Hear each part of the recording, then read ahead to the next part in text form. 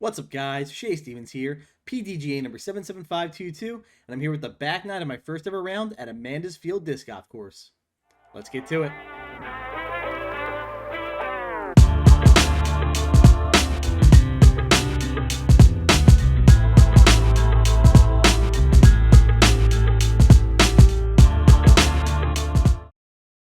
Before we get to the video, please click that like button if you're enjoying the content. If you find yourself coming back often, make sure you're subscribed and click that notification bell. It really helps me out, and I try to post videos at least once a week. As always, thank you all for the support. As I said, this is the back nine of my round, so be sure to check out the front nine. I'll have a link for you right here. Basically, I was driving down the shore for Father's Day weekend to visit my parents, and I stopped to play this beginner course in Woodbine, New Jersey on the way down. And I got to admit, I was pleasantly surprised by the front nine. Was really enjoying what the course had to offer. So let's take a look at the back nine and see how I do. Hole 10 here, 177 feet. Little par 3. There's a straight shot if you're brave enough. I kind of want to throw a wad at it, but I don't know how hairy it is over there, so we're just going to play as the fairway is intended.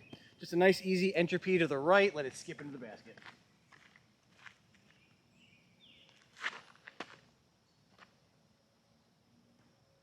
Oh, I just got treed or rooted or something. Yeah, there's a little skinny gray tree here on the right, hiding behind the other trees that got me, so knocked me short. I was really excited to see that thing skip, but still have a putt. And while I'm here, let's leave a little present for somebody to find. Gotta hide it behind this tree here. Light camouflage. Now my hand's all leafy to putt.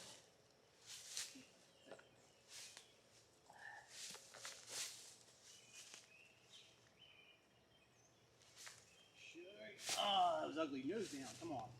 Get it up. Taking a par. I forget which one it was.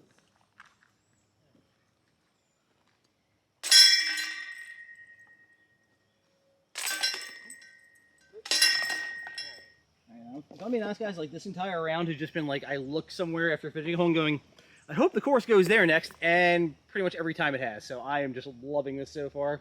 Back in the woods here, hole 11, 162-foot par 3. Definitely calls for like a forehand flex. So again, loving that it's challenging shots, or making me deliver on shots. If I can just throw the tempo shot I threw a few holes back on the front nine, this is gonna be really cool.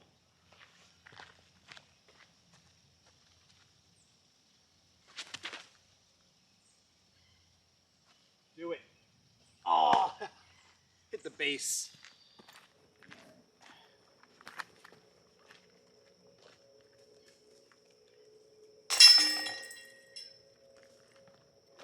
Birdie.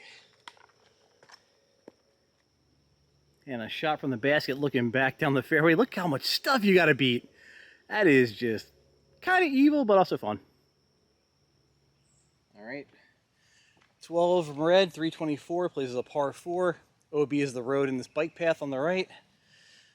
I'm not really a fan of the fact that they really just force you to throw either over the path on a hyzer or throw a forehand out over the road. I don't like making players aim those ways when you get hit stuff, although the road is pretty, much not in use, and you can see the bikers coming. So not terrible, but I'm going to play it safe. I'm just taking a fireball straight down the middle and hyzer, probably get a road skip. I could try and push like a backhand turnover or even go crazy with a forehand flex, but again, I just try to make a habit of throwing over spaces that could be occupied by other people.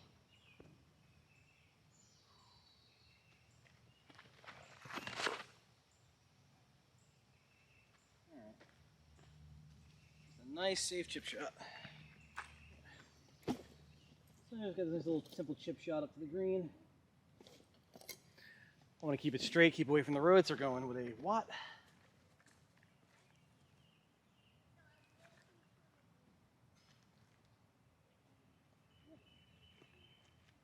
Stress-free.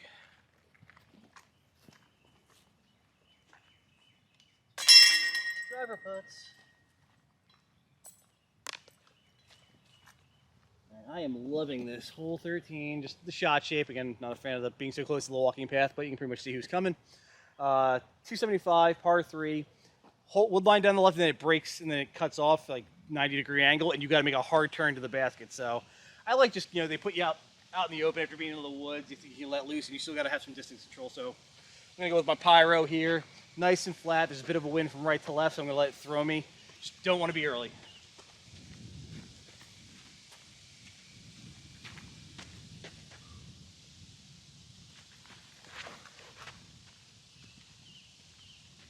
Go, wind, go. All right, let's see what we got.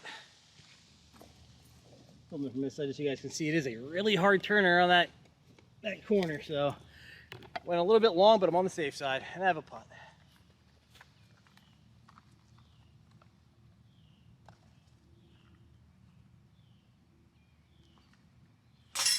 Yep, there it is. All right. Hole 14. Pretty much straight shot, 282. I love the trees behind the basket. Just punishing you if you go too far or ace run it. I'm going to take a reactor out wide to the right on hyzer just to, try and control my distance a bit.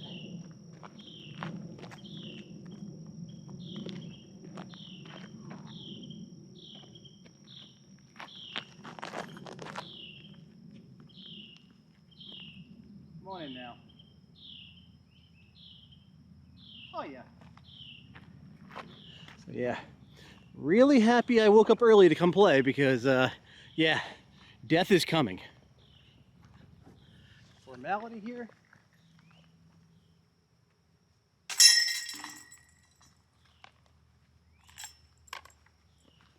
All right, here are the thunder rolling, boys. So we're gonna be playing a little bit of speed golf here. Plays a par 4, 344. I guess the red layout was the easier one, just they just upped the par, didn't really change anything. So I'm going to be pumping out a Fission Photon.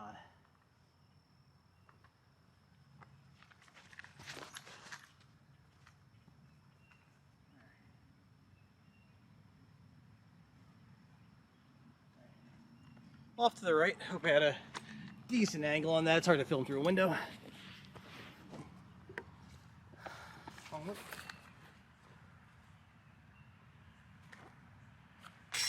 Oh.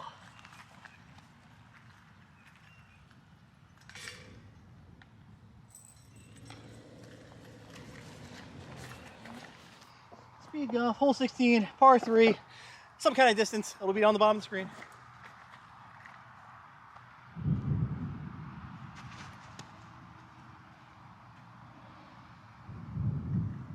All right, let's see what we got. Storms are coming. All right.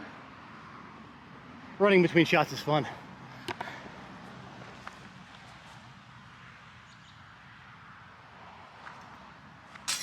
Nope. Oh.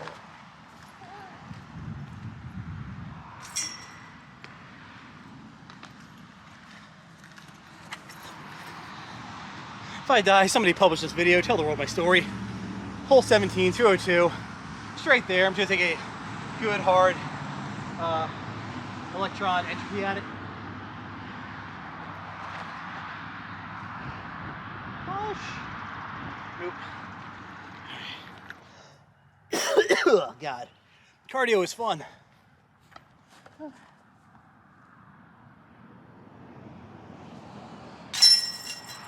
Come on.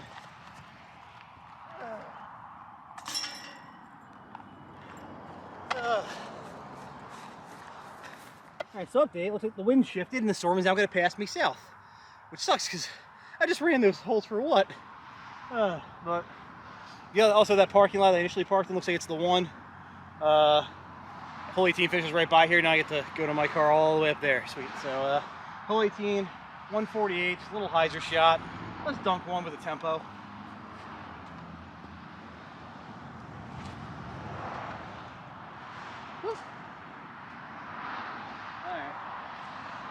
See what we're looking at. Tempo held on. I'm guessing the fence plays as the boundary for OB.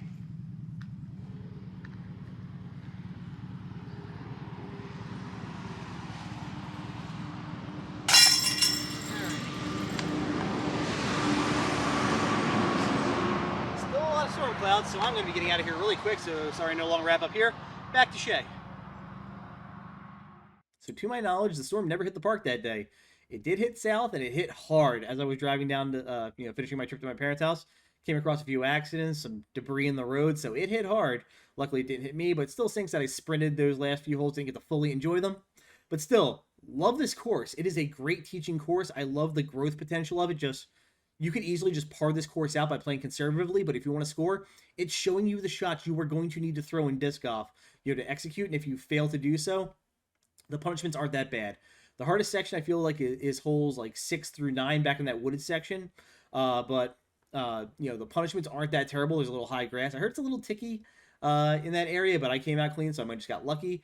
But I can see people getting a bogey or two back there, but nothing like brutal. So I really love it. The only hole I have a gripe with is hole 12, just because, as I mentioned, I don't like how much it brings the path and the road into play. The road doesn't look that traversed or very well traversed. The cars didn't really come back that way much, I'm guessing. But that path does scare me. You saw in the video there's some kids on bikes there, and I'm just worried about a newbie throwing who doesn't understand that disc golf discs are not frisbees. The old joke, hit somebody with a frisbee, they laugh, pick it up, and throw it back to you. Disc golf discs can do damage, so I'm just worried about a guy ripping a backhand down that line and hitting somebody because they didn't know what it could do. So maybe like a little sign. There's a warning, the know the code, if anybody could be hit by your throw, don't throw, just to give some liability and perfectly some warning to people so they don't do something that could harm the course and obviously other people. The baskets I talked about in the first video, they're pretty rough, those portable baskets, but my guess is either the course designer didn't want to set them in permanently because he's still working things out, or the city or whoever you're working with, again, they didn't want to set them in permanently until they sign off and everything, but it was a creative solution, I'll give you that, to get baskets in the ground versus like tone poles or something. So, but that being said, when the time comes to upgrade to something permanent, which I hope is soon, please reach out to me. I know some people who would love to work with you to make that a reality and make this course even better. But yeah, I just love, again, the growth potential. Like when you're ready to, step up, you play the white layout, so you have adjusted par, same layout, so you have to throw a little bit more, to be a little more aggressive off the tee. And then when you're, feeling more confident, the blue layout awaits. That looks really cool. I'm definitely going to check that out. Probably in the fall, I might head down to the shore again to visit my parents for my dad's birthday. So if I do that again, I'll hit the blue layout. But yeah, again, just, shout out to everybody who helped put this course in the ground. Definitely fills a niche. It's a great shore course. Like if you want to go down to a shore with your friends or family, shoot over for 2 hours, you can play around and then get back to the beach or wherever. Likewise, for the newbies in the area, it's just a great beginner course that'll help prepare them to face something like a South Vineland or an AccuWisting. So again, guys, thank you for helping grow the sport with this one. That'll wrap up this little review of my first round ever there. I'm looking forward to the next one. Thank you guys for all the support. If you have any questions for me, reach out. I'll do my best to answer them. Take care. Thank you to my sponsors. For all your disc golf needs, check out Phoenix Discs and Foundation Disc Golf.